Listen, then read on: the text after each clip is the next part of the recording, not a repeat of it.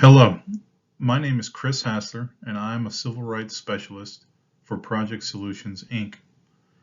Today I'll be presenting on some of the considerations for disadvantaged business enterprises once they are certified with the North Dakota DOT and are participating in contracts for the state DOT. This presentation will consist of two parts. The first section will cover the actions that a DBE must take after certification to remain certified as a DBE. The second section will cover several DBE program considerations when a DBE is working on North Dakota DOT construction projects.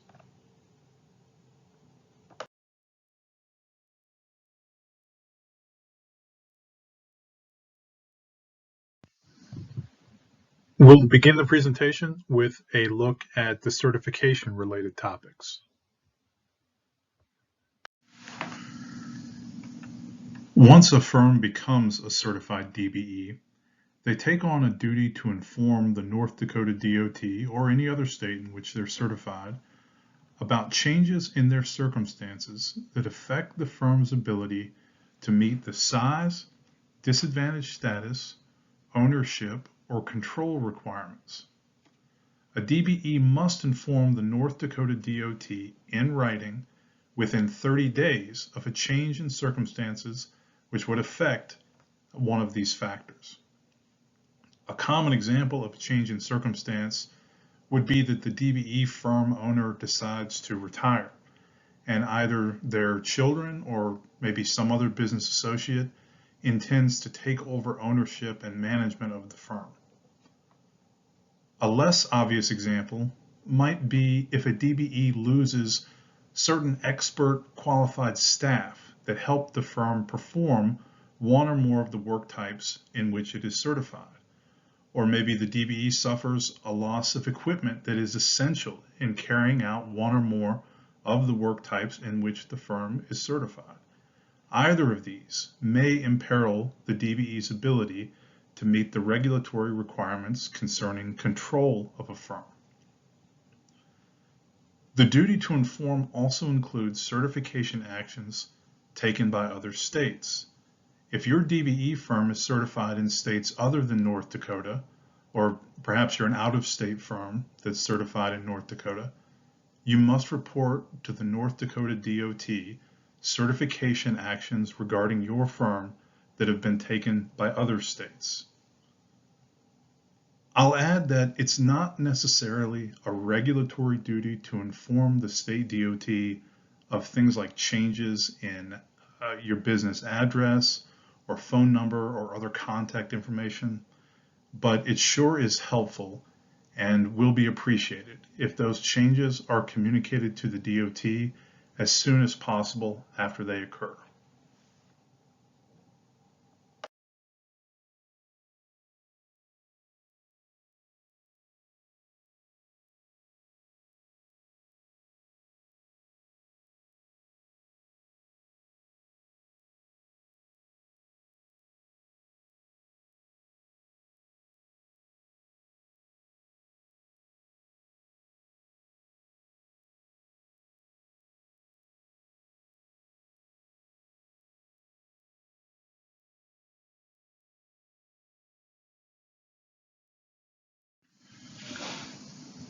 If in a given 12-month period there have been no changes in your DBE firm that would potentially affect the firm's certification status, then once a year on the certification date of the firm in North Dakota, each DBE must provide to the North Dakota DOT an annual affidavit which swears or affirms that there have been no changes in the firm's circumstances affecting its ability to meet size, disadvantaged status, ownership, or control requirements.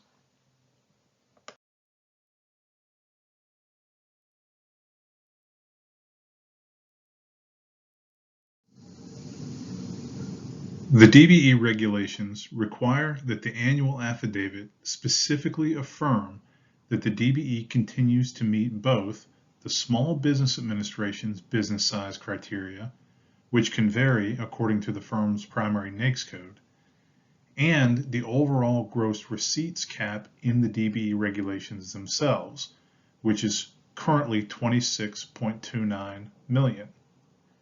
These affirmations must be supported by providing documentation of the firm's size and gross receipts, which is usually done with a copy of the firm's most recently available federal tax return.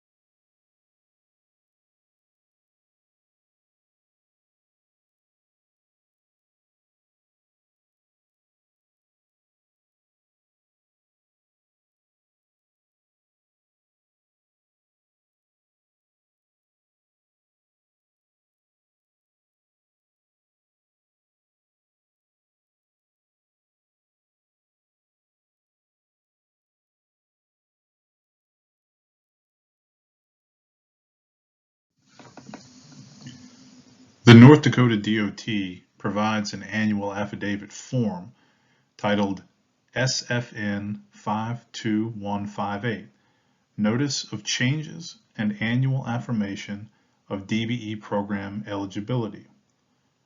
This form is only available within the North Dakota DOT's Certification and Compliance System, which is the same system that DBE firms use to become certified in North Dakota. The CCS sends DBEs automated annual reminders 90, 60, and 30 days prior to the annual due date of their paperwork, and also generally staff follow up with calls and emails as the annual date approaches. Ultimately, though, the responsibility to submit the annual affidavit and documentation is the DBE firm's, and if the annual affidavit of no change is not timely submitted, the DBE could face decertification.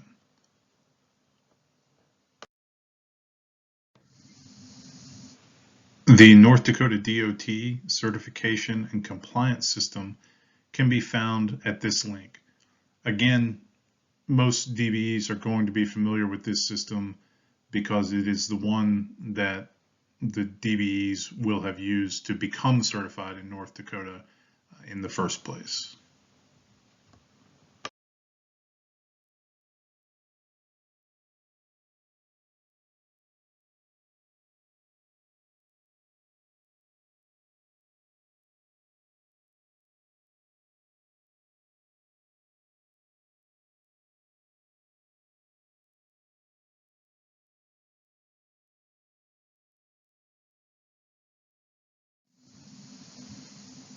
Finally, I wanted to note that once a DBE firm is certified, and this is of particular interest to out-of-state firms, the DBE must cooperate fully with any requests for certification-related information made by the North Dakota DOT. If you are an out-of-state firm, you understand that when you apply to a state other than your home state, by regulation, there is a relatively narrow scope of information that can be requested because the US DOT doesn't want an out-of-state firm to have to redo the full certification process for each state that it applies to. So if you're an out-of-state firm, North Dakota is mostly reviewing your application materials for completion and for obvious factual errors that may have occurred during the home state's certification process. But once a DBE becomes certified in any particular state, it becomes that state's DBE. This is guidance that the state DOTs have received from the US DOT's DBE program management. And so, although your DBE firm might be primarily based out of state, once you're certified in North Dakota, your firm is then subject to the same information standards and cooperation standards as in-state firms.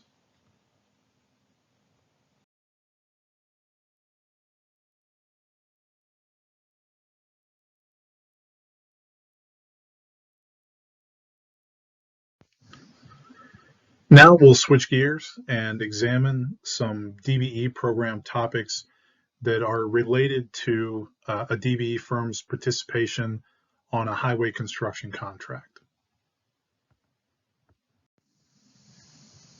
The first contract-related topic is commercially useful function.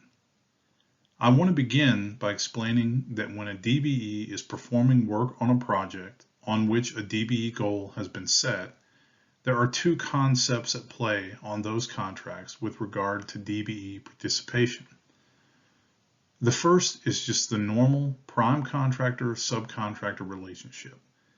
The DBE has obtained a subcontract with a prime contractor to perform certain work activities and receive payment for those tasks, just an ordinary subcontract relationship like any other. But in the DBE program, there's also the concept of counting project DBE participation toward the annual overall North Dakota DOT goal. And commercially useful function really is concerned with the proper counting of DBE participation. What this means in practice is that the DOT looks at the way that a DBE is performing its work on a project to ensure that the activities aren't running afoul of any regulatory CUF requirements. And so the work of the DBE on the project can be fully counted toward the North Dakota DOT's annual DBE participation figure. So fundamentally, a DBE is performing a commercially useful function when it is responsible for execution of the work of the contract or subcontract and is carrying out its responsibilities by actually performing, managing, and supervising the work involved. Another question likely to be asked is the role of the DBE on the project consistent with normal industry practice?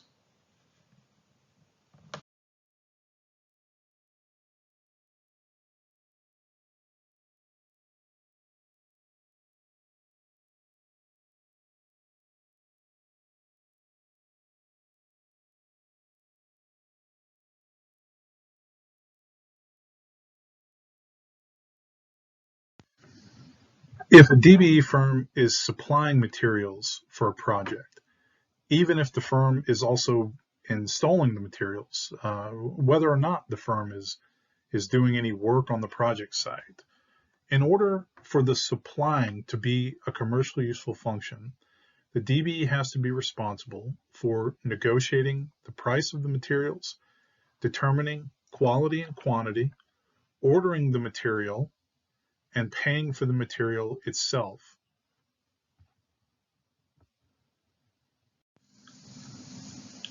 There are some additional special rules for trucking contracts or second tier subcontracts regarding commercially useful function.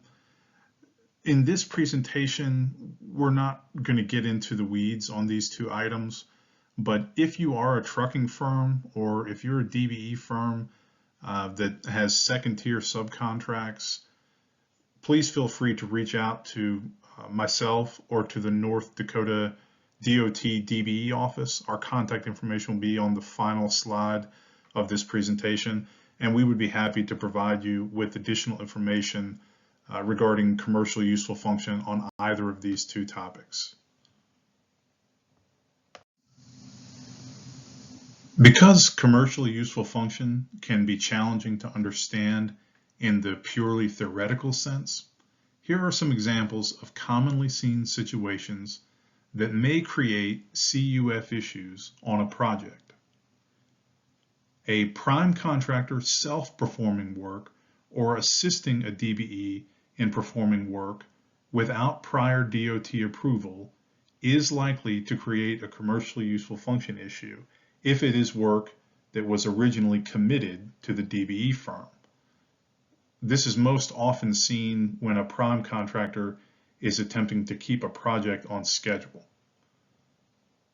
If equipment is used by a DBE firm that is not owned by the DBE firm, perhaps it's owned by the prime contractor or another contractor without a formal lease agreement in place, that situation is likely to create CUF issues.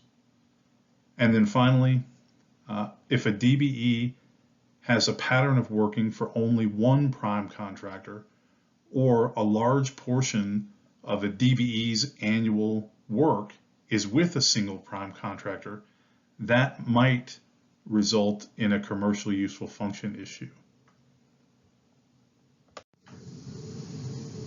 At North Dakota DOT, project engineers are responsible for CUF monitoring on construction project sites.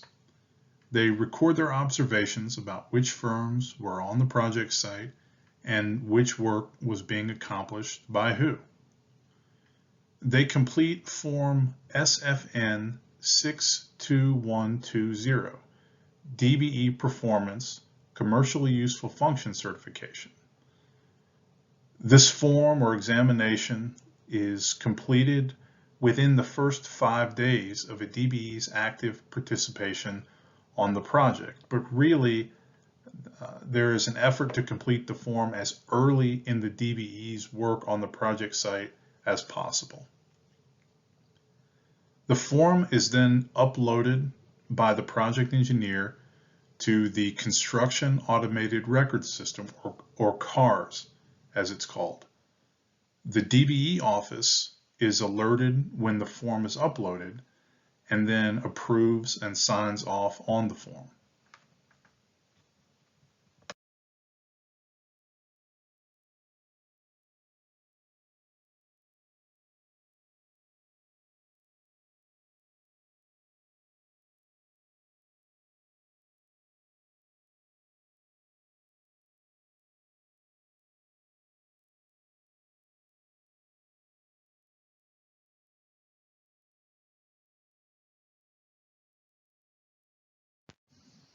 Here are some examples of performance that is likely to be monitored on the project site. And notice that each of these items is really getting back to the fundamental definition of CUF, the fundamental heart of it, which is the DBE managing its own work on the project? Is it supervising its own work on the project? Is the DBE owner in control of his or her own firm and the work that they're performing? And so some examples of questions that might be monitored or asked on the project site.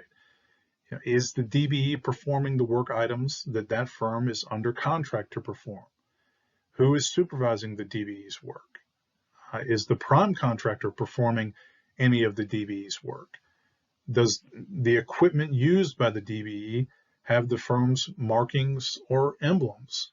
If the equipment is owned, if it's leased, are there leasing agreements that are normal industry practice leasing agreements? And then finally, if the DBE is contracted to provide supplies, did the DBE actually deliver those supplies?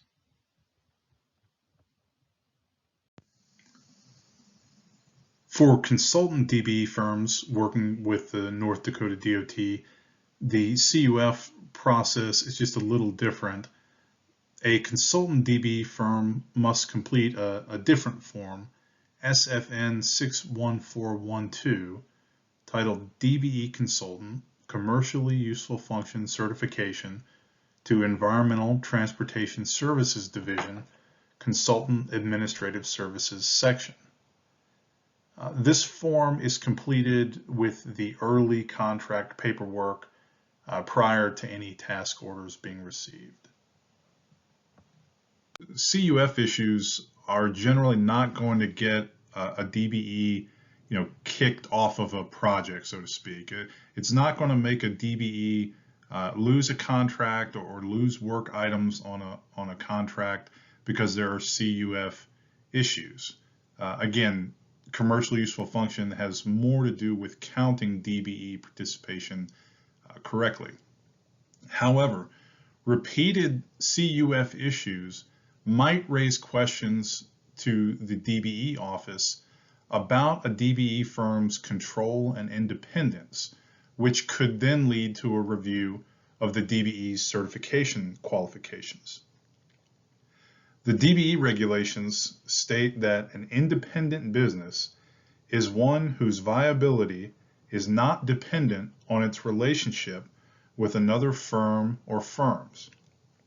And so if the DBE office sees issues like a DBE firm that doesn't own its own equipment or doesn't have sort of standard arm's length industry practice lease agreements for equipment, if a DBE doesn't have qualified staff and expertise to carry out work items and is relying maybe on the prime or on some other contractor for that expertise, if there has been a pattern of the DBE dealing exclusively or even primarily with a single prime, each of these issues might potentially raise questions about a DBE's control of their own firm and independence. And then they would also be commercially useful function issues which might affect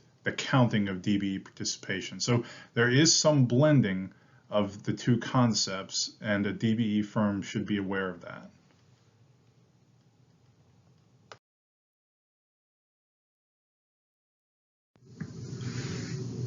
Now I'd like to switch gears and talk about termination, substitution, or withdrawal of a DBE from a construction project. By termination, we mean a prime contractor's effort to remove a DBE from their project.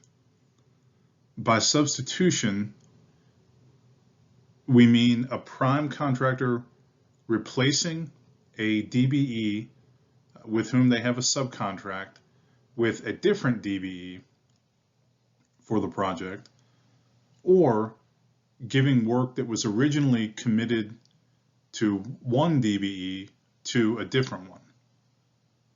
And then withdrawal is simply the DBE chooses to withdraw from the project. And so the basic rules are that a prime contractor must receive approval from North Dakota DOT prior to terminating or even reducing the work of any DBE to whom the prime contractor committed DBE participation at the time of the letting. A prime contractor must also receive approval from North Dakota DOT before allowing a DBE to perform work that was originally committed to a different DBE at the time of the letting. Now, I'll note that this does only apply to projects where North Dakota DOT has set a DBE participation goal, and a prime contractor has committed to the use of specific DBEs for specific amounts at the time of the letting.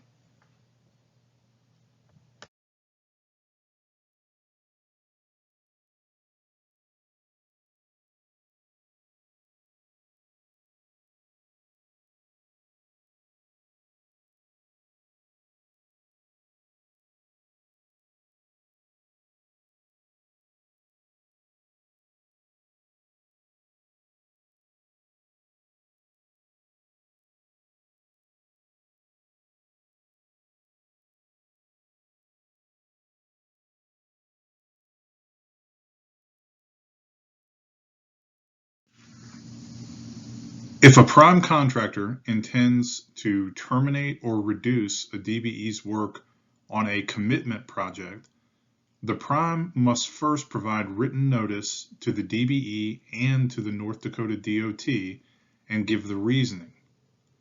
In North Dakota, this is done using SFN 60595, Replacement Approval Request Form.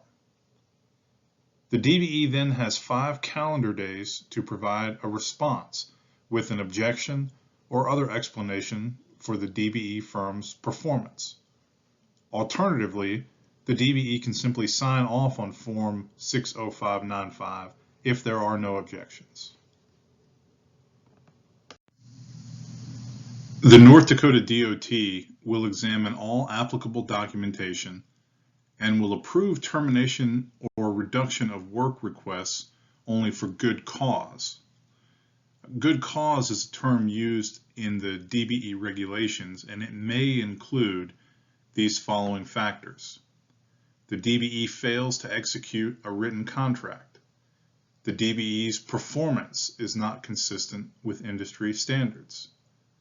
The DBE fails to meet reasonable bond requirements. The DBE becomes financially insolvent or credit unworthy. The DBE is found to be ineligible to work on public projects. The DBE is ineligible to receive DBE credit for the work type. The DBE owner dies or becomes disabled and cannot perform the work of the subcontract, or the DBE voluntarily withdraws from the project.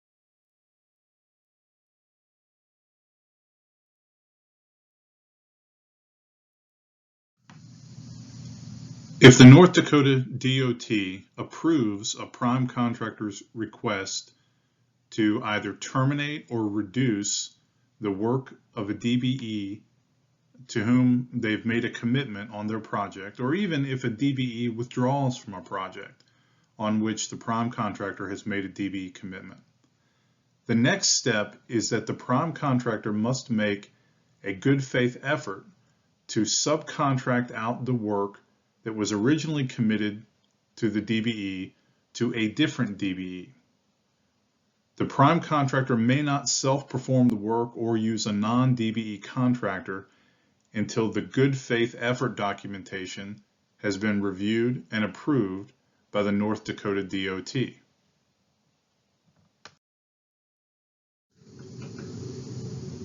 Good faith effort is exactly what it sounds like. Did the prime contractor make a genuine effort in good faith to secure a DBE to perform the rest of the committed work on the contract? The committed work being the work that at the time of letting, the prime contractor committed to use DBE firms to complete. Examples of good faith efforts include things like the prime contractor using the North Dakota DOT DBE directory to identify potential substitute DBEs. And I'll stress that in North Dakota, A prime contractor's good faith efforts will be heavily judged by the extent to which the prime contacted DBEs certified in the same work types as the DBE that left the project in order to determine their potential as substitute DBEs. Another example of good faith efforts includes making a reasonable, documented effort to contact substitute DBEs. A third example is reviewing the project for other work that a DBE may perform in order to attain the committed DBE participation amount. And then finally, not rejecting a DBE without substantiated good cause.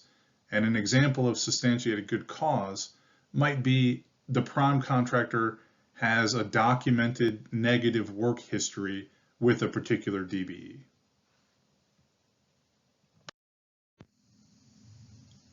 The final topic in this presentation is prompt payment. Prime contractors working for the North Dakota DOT must pay their subcontractors, including DBE subs, within 20 days of receiving payment for work that has been accepted by the North Dakota DOT. Likewise, retainage must be returned to subcontractors, including DBEs, within 20 days of the work being satisfactorily completed. What that means is that all subcontracted tasks have been completed, paid for, and properly documented.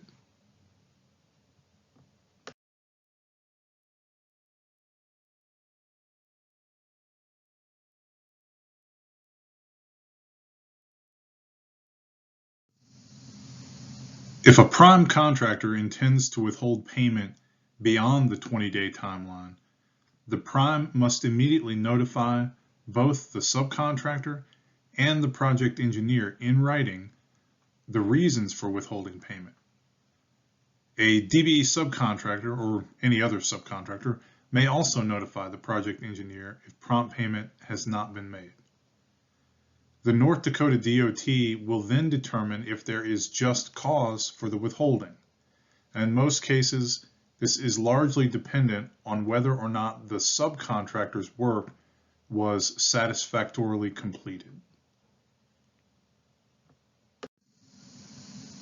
North Dakota DOT uses the Certification and Compliance System, or CCS, to track prompt payment. On a monthly basis, each prime contractor must use this system to report payment dates and the amounts paid to each of their subcontractors. Subcontractors then use the system to confirm that the information is correct, or if it's not correct, the subcontractor can open a discrepancy.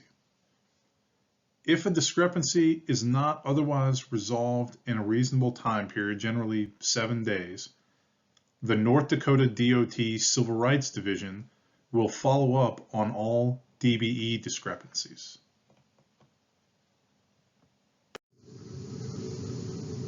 Prompt payment is a federal requirement found in the U.S. DOT DBE regulations. This regulation also prohibits intimidation and retaliation because a DBE complains about a right or privilege guaranteed to them under the regulation. So if you are a DBE firm and you believe that payment has been unjustly withheld from your firm beyond the 20-day timeline, please do not hesitate to reach out to the North Dakota DOT DBE office to file a prompt payment complaint.